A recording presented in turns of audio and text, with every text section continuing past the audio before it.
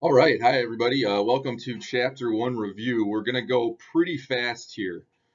Chapter 1 is, like I said in kind of the post there, not likely to be like a specific question on Chapter 1, but using all of these concepts when you describe what's going on in the FRQ is going to really help you make you look like a geographer and hopefully make you, think like a geographer. All right, so definitely here's stuff used: place, region, scale, space, connection.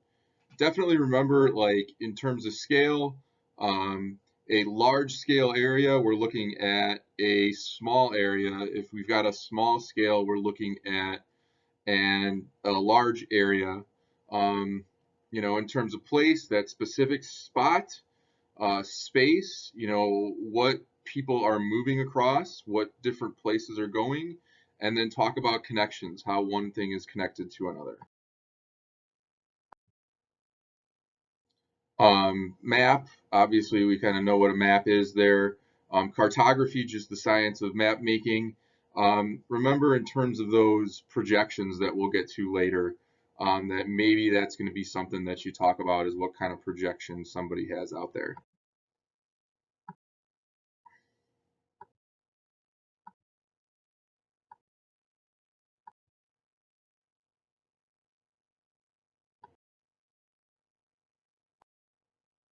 Yeah, I'm going fast here. Just the previous slides there were a lot of, different people who are involved in map making. Definitely useful to know, but not probably going to be something that's going to be on one of those FRQs. And so today, really, what are geographers using? They're using geographic information science, which is any data that's through satellite or electronic information technologies. So all that stuff, when you guys look at the Census Bureau, that's geographic information science. Global positioning system, just like all those satellites outside that are telling exactly where you were and are, helping you navigate with cars and things like that, but also, finding certain places. And then big time in terms of GIS, remember that we've got ways to go and find geographic data, and they're going to store these things in layers. So when people are making maps today, a lot of what they are using is GIS. Trying to go through there. Kind of something to remember here, volunteer geographic information. This idea that people are giving out their information, overall right now. This year is really important with the census, because the census, is people volunteering to give, where they live and what their characteristics are. And then the US is going to use that information to make all kinds of decisions about, drawing boundaries with congressional districts and things that can be really important for us. So that's something that you might see out there just because the census is coming up. So think carefully about that volunteer geographic information. Geotagging, just the ability of people to kind of go in and, put the latitude and longitude in different places. And then you've got matchup where you've got different um, maps kind of coming together and people like being able to like take a map from a mapping service and then put their own information on it. And then you've got the community-based mapping where they'll ask you maybe to, go around with your phone and map stuff out. And so that's, another of that voluntary geographic information. I think, we might see some of that where, what are ways that we as kind of average citizens can participate in geography.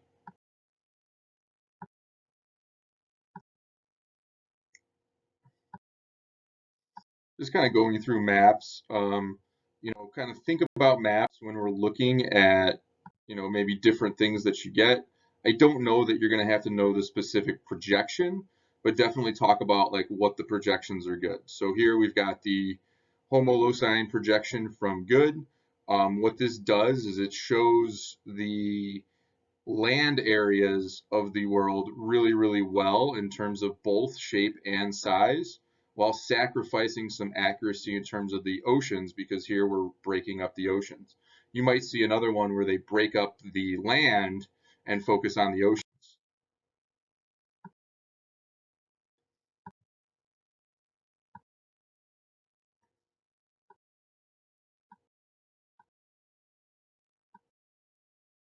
So these are just different types of maps kind of going through.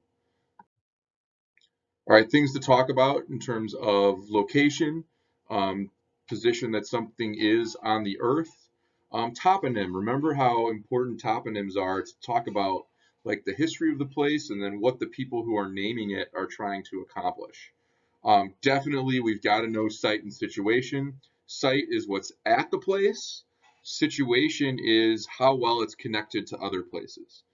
So those are two words that you'll likely have to use in those FRQs.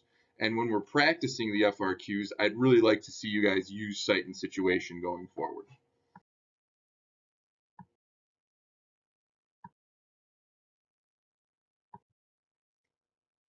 All right, so you've got different kinds of regions. This we might hit on.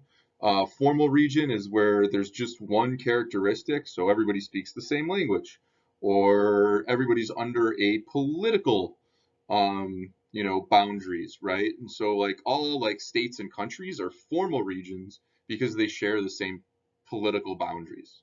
A functional region is more organized around a node where the further you get away from something, the less important that is.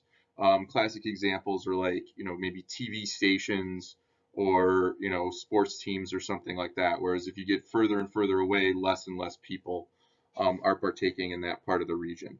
Vernacular region is just basically that people think is part of their own cultural identity. Also a perceptual region, so kind of like the South or something like that. Um, Really, another thing we probably want to use here is this idea of cultural landscape. This idea that everything that people do to the earth creates a landscape that is all part of their culture. So that's really important as well. That's something that you might want to put in to those FRQs. So kind of practice with that language again. I'm going to start getting used to using the geographic language that we've done before. There you've got different examples of regions here. Culture, basically, everything that people do is part of culture. And so you've got what people care about. People really like when we look at what's going on today, people are concerned with the loss of their culture. And really, I'd say people on both ends of the spectrum, both conservatives and liberals, are really concerned with whether or not what we're doing is erasing that culture. And so it really includes what people care about and what we take care of, what we want to keep, and things like that.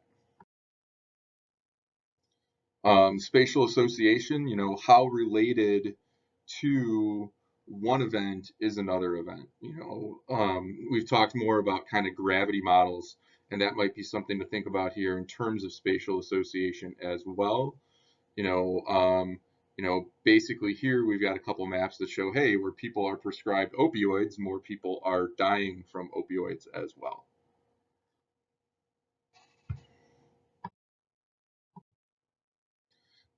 Big time thing to think about here. I wouldn't be surprised if there's something that has to do with global versus local. It's really a theme that we've hit on all year long. Remember, globalization is this idea that the world is becoming more and more interconnected, and so our cultures are becoming more and more similar. And remember that other people don't want that culture to become similar. They're afraid that they're going to lose that culture, and so they really want to maintain their local culture. And it kind of comes with uniform cultural preferences, and you get those homogeneous or homogeneous landscapes where we talked about that idea of placelessness way back then, where if you get to this idea, then sometimes everything starts to look the same, kind of like what we said with Rollins Road and all the different shops that you could basically find at any suburb in Illinois or in the world almost. And again, the globalization is this threat to traditional practices. So I'm guessing they'll, if they have a question on this, you'll have to kind of, balance between globalization and then what the local people want. So classic example here, I'm going to minimize myself so you can see the Ford logo. Um, Classic example, Ford Motor Company. You've got going with all over the world, people are now driving cars. And so that's an example of that kind of globalization that's happening there. Again, McDonald's, kind of that big example of globalization. McDonald's also, like we talked about a little bit, localization as well, because every place that there's a McDonald's shifts a little bit of stuff so that people are more willing to go there. Some language we definitely want to use here: distribution, how things are put out on the face in space. And then you might talk about density, how much is in that space, concentration, where that is in that space, and then also pattern, how does it work within there. And so, like, we talked about the density of Illinois, like you've got a population density. We're a fairly dense population state. The concentration of the population in Illinois is by Chicago. That's where most people live. And so the pattern is, you've got kind of like these different cities around Illinois where you've got some people living, and then you've got the kind of suburbs that stretch out from there. And so that might be a pattern that we see. Land Ordinance of 1785 kind of makes that rectilinear feature of the American West, where you get those agricultural areas where all the roads are going north and south and east and west. So there you've got density. So here we've got a high density. Here we've got a lower density with chairs concentrated kind of there. And then there we've got more of a random pattern in part C where they're concentrated in different spots. And so there you've got different concentrations of population as seen by baseball teams, right? As things go further, more and more baseball teams spread further and further out. Humanistic geography, how individuals form those ideas about place and how we symbolize them, right? How we attach our culture to that place. And then behavioral geography, just how do people actually work? What's going on with people's actions within that space? So there's spatial inequality both from country to country, as we see here, and then also you've got inequality within the country, where in the United States, right, there's more and more people that are getting a larger percent of the money, and so you've got inequality in that way, as well as inequality from place to place. So people who live in cities tend to make more money than people who live in rural areas, right? And so we talked about how Round Lake, if you looked at like Lake County, right, Round Lake looks like, wow, it's one of the 3 or 4 poorest places in Lake County. But when you look at it in terms of the state, it's actually about average. And so that kind of points to, Lake County is in Illinois, which is one of the richest states in the country. Lake County is the richest country in Illinois. And so being a little bit below average in Lake County might make you think, you're less than average based on the rest of it. But in reality, you've got, essentially relatively similar state to other counties or other school districts within the state, because those rural districts don't have a lot of money because there's more money in urban areas. And so there you've got, the economic activity in the US is really focused in these urban areas. So from Boston down to Washington, D.C., you got a little bit here in Atlanta and the Carolinas, Chicago and Minneapolis and Detroit. But really, like a lot of places in the US are not producing as much money as those urban areas are. And so that creates this kind of like urban rural divide where people in those rural areas don't feel like they've been given enough stuff.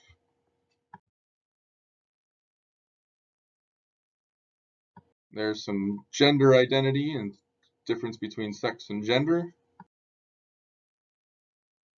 And so you've got a gender inequality as well there. And so you see Western Europe has a lot more gender equality than in North Africa. And some of that's to do with some versions of Islam where people kind of say that women shouldn't necessarily be educated. But if you look at, you've got India and China as well that have this idea that men are more worthy of being educated than women. And so again, we've heard of the inequality. Average income for females is lower everywhere, but in some places it is much, much lower. Again, looking here at Northwest Africa, as well as places like Mexico and Argentina, where you might have that culture that says women should not necessarily be working and doing other things.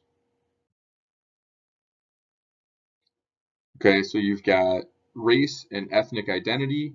Ethnicity is like this cultural identity that's tied to a place in somebody's culture. Race is a social construct, is kind of like how we view people based on what they look like. I think, people kind of have this, you can kind of choose your ethnic identity. In some respects, you can kind of choose your race if you want to. But the problem becomes, right? How do we perceive people that look different from who we are? And how do we relate to that? And so that's kind of the issues with ethnic identity and race. Um, and so there you've got percent of people that identify as LGBT in the US. Again, in the North and the West, you've got greater percentages, whereas in the South, where you maybe have a little bit more conservative groups, less people identify as LGBT. And so there you've got different countries that criminalize same-sex behavior. And so, like places in the Middle East as well as sub-Saharan Africa do have a lot of issues with criminalizing homosexual activity. One country that's seeing a lot of issues lately is this little guy here, which is Uganda. And people in Uganda, there's a kind of big controversy over, how same-sex couples are treated and things like that.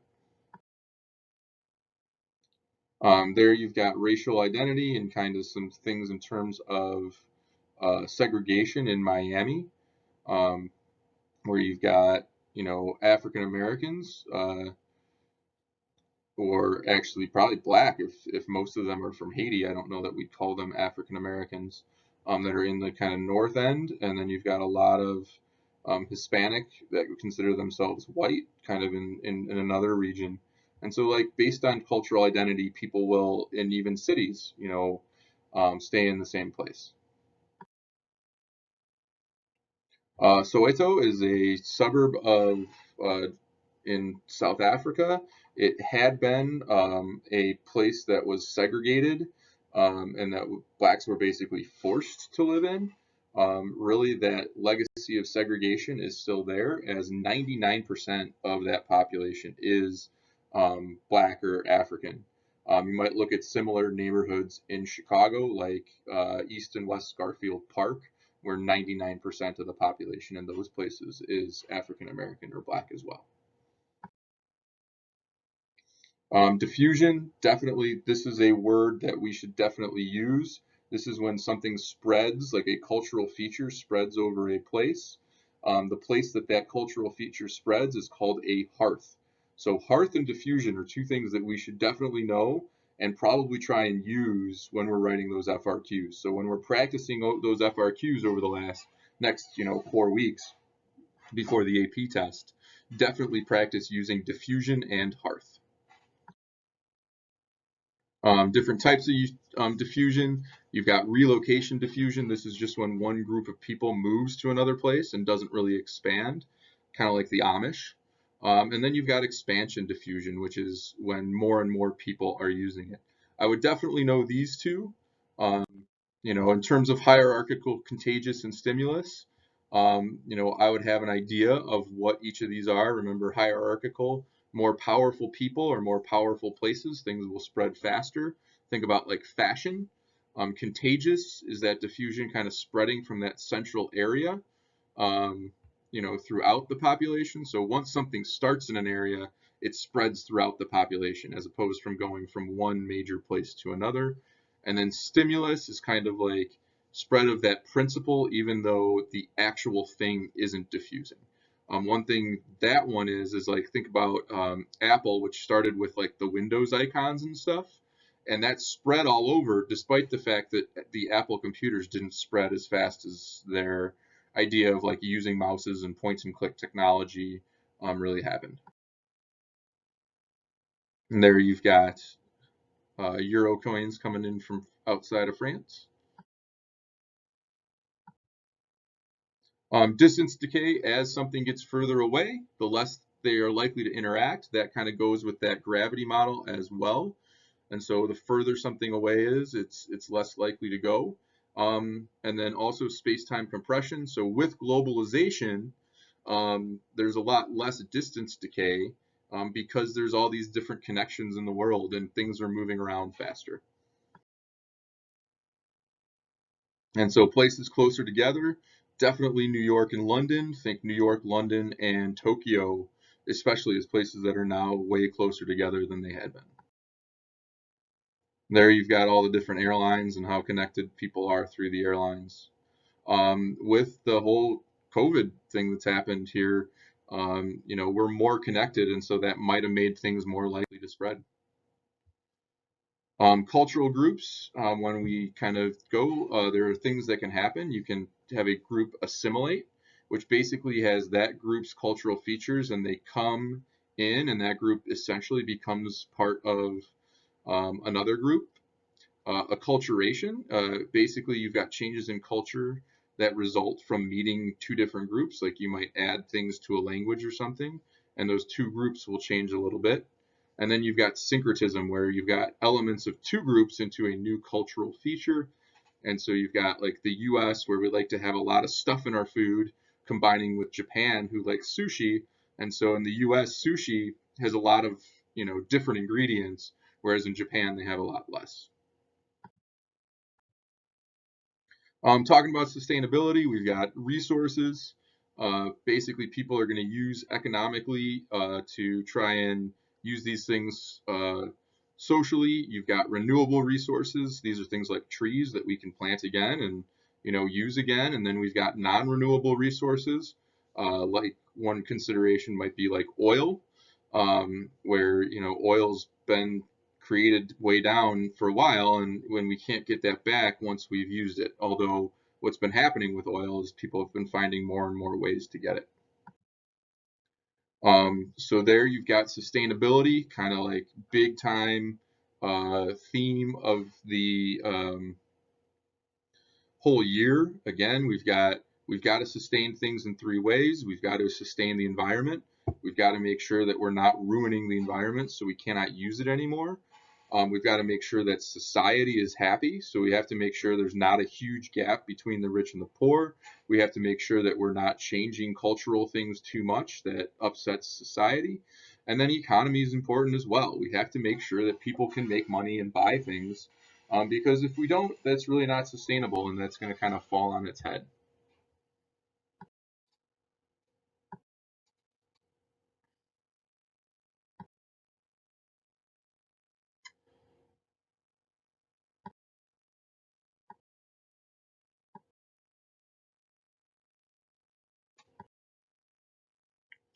All right, some of the stuff in terms of geography and ecology, we've got an ecosystem, which is how everything is interacting with each other.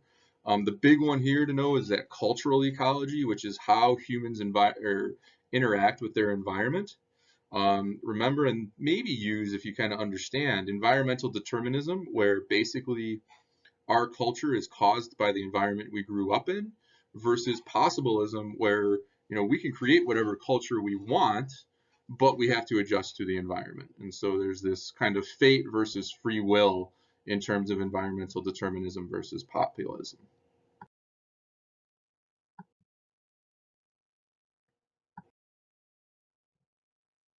And so in the Netherlands, one thing they did is they constructed all these dikes and polders. And if you look at that map, it really kind of shows how much land that they did reclaim, that they can now use for farming because of how they worked with the environment. People look at the Netherlands as very stable in terms of water management. Cape Town in South Africa, however, has had a lot of problems. They've been using a lot of their water and not replacing it with things, and so therefore you've got this decrease in the overall municipal water supply. Something to be very concerned about, that we're losing water like that. Think about the RLC that we looked at in Unit 9 as well. And so there you've got Cape Town and, trying to figure out how they're going to have that sustainability. And that's it. Thank you guys. Hopefully this is good.